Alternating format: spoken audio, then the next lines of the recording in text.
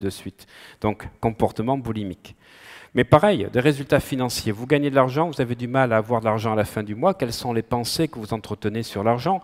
L'argent est sale, l'argent ne fait pas le bonheur, dans la famille, on n'a jamais eu d'argent, etc., etc. Mais ce que vous croyez, vous allez le réaliser. Et l'émotion que vous avez vis-à-vis de l'argent. Honnêtement, l'argent n'est pas sale, c'est l'utilisation qu'on en fait qui est sale ou pas. Parce qu'avec l'argent, on peut payer des crèches et des hôpitaux ou on peut acheter des armes de guerre. C'est le comportement humain qui fait ça. Les comportements que l'on a par rapport à l'argent. J'en parlerai un petit peu en fin d'après-midi. Je rappelle que la différence entre quelqu'un qui a la pensée de quelqu'un de riche et quelqu'un qui ne l'est pas, celui qui est riche, dès qu'il touche de l'argent en début de mois, il place de suite sur un compte à part. Et ce qui lui reste, il dépense.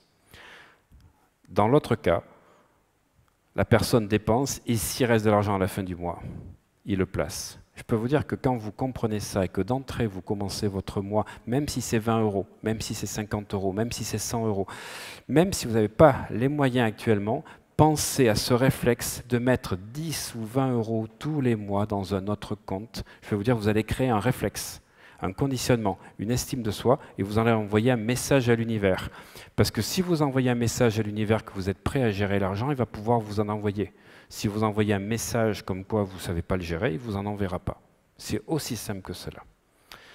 Ce que je n'ai pas mis sur YouTube, et que je ne dis pas dans les formations, sauf quand on est comme ceci, parce que les concurrents récupèrent beaucoup de choses après, alors à un moment donné ça devient pénible, c'est que vos pensées sont générées par vos croyances, et vos croyances renforcent vos pensées. C'est quoi une croyance? Je vais le faire ici. C'est ce que j'ai vu à un moment donné dans ma vie. J'ai peut-être vu mes parents qui se fâchaient quand j'avais 6 ans, 7 ans. Et du coup, j'ai cru qu'être en couple, c'était se fâcher. Ou j'ai entendu des conversations de grands. Et ces conversations ont fait que j'ai cru ce qu'ils ont dit. Et comme vous avez aussi ressenti des choses à certains moments, eh bien le ressenti a en plus câblé, renforcé ce que vous avez vu et entendu. Les croyances viennent de ce que vous avez vu, entendu, ressenti. Ce que je vous dis, c'est très important parce que grâce à l'hypnose et l'auto-hypnose, on peut changer ce qu'on a vu. On peut mettre autre chose et entendre autre chose et ressentir. Vous pouvez, grâce à l'hypnose, modifier tout ce que vous avez enregistré dans votre disque dur. Les comportements, et là, je vous ai dit tout à l'heure, la clé importante pour moi sur les valeurs, les comportements sont dictés par nos valeurs. La différence entre croyances et valeurs, c'est que les croyances, on peut les changer. Les valeurs, on ne peut pas les changer. Par contre, les valeurs, on peut changer l'importance. C'est-à-dire que celle qui était ma valeur principale, je peux la mettre en 5 ou en 10. On peut hiérarchiser différemment. Mais ce que je demande toujours aux personnes, et je vais vous demander de le faire là, maintenant, vous allez me noter, on prend 1 minute, ça fait 20 secondes, allez, 10 secondes plutôt par val. Vous me notez les 5 valeurs les plus importantes aujourd'hui pour vous. Les 5 valeurs les plus importantes. On pourrait aller jusqu'à 10 valeurs.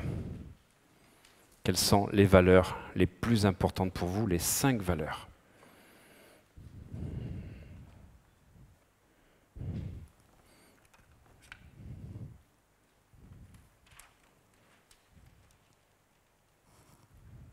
Je regarde.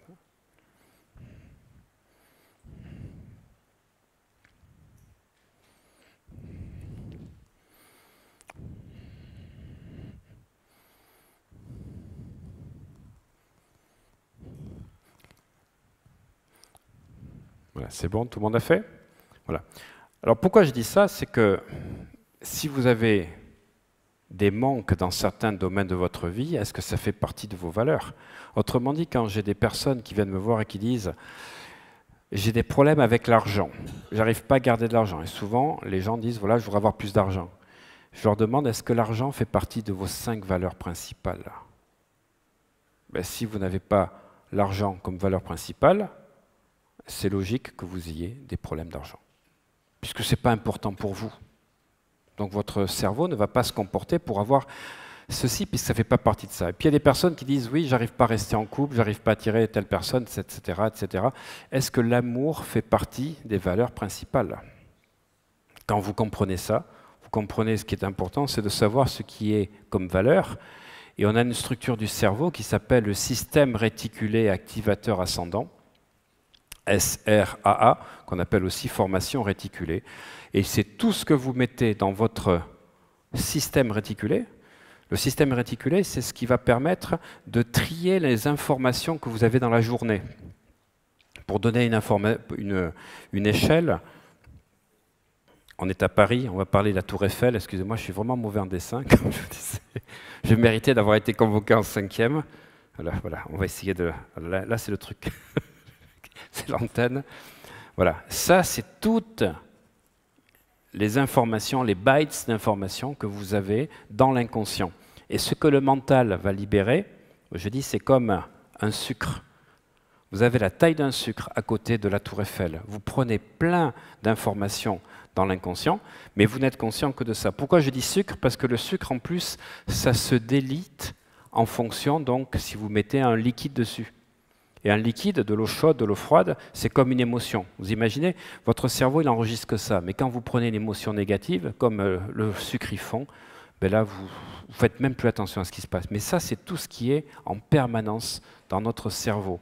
Vous n'en prenez conscience que par rapport à ce qui est important pour vous et par rapport à vos valeurs principales. Donc vous pouvez à tout moment changer de valeur et vous allez voir des choses différentes. Et vous avez des gens, et ça pour moi c'est super important, je vous ai parlé tout à l'heure de l'ambition. C'est pas d'être ambitieux, c'est d'avoir de l'ambition. C'est pas pareil, être et avoir des choses. C'est-à-dire que si vous dites, dans ma vie aujourd'hui, ben actuellement, je gagne tant, vous dites rien d'autre, on va dire les 4 000 par mois, 3 ou 4 000 par mois. Vous avez dit ça, votre système réticulé a entendu que vous êtes à 3 ou 4 000, et en fait, tout ce qui est au-dessus, vous ne le verrez plus. Ça va disparaître, vous garderez que ce qui reste avec ça. Ça s'appelle le point Scotton. S-C-O-T-O-N-E, j'en parle dans le coaching d'abondance financière, ou le point aveugle. C'est-à-dire que si vous n'avez pas donné l'information que c'était important pour vous, eh bien en fait, vous savez quoi? Vous allez croiser ici des gens, peut-être qu'ils avaient des opportunités pour vous, et vous savez quoi? Vous ne la verrez pas. Alors que la personne, le voisin, lui, va le voir parce que son point aveugle n'est pas réglé pareil. Vous comprenez ce que je veux dire? C'est-à-dire que c'est super important de savoir ce que l'on veut.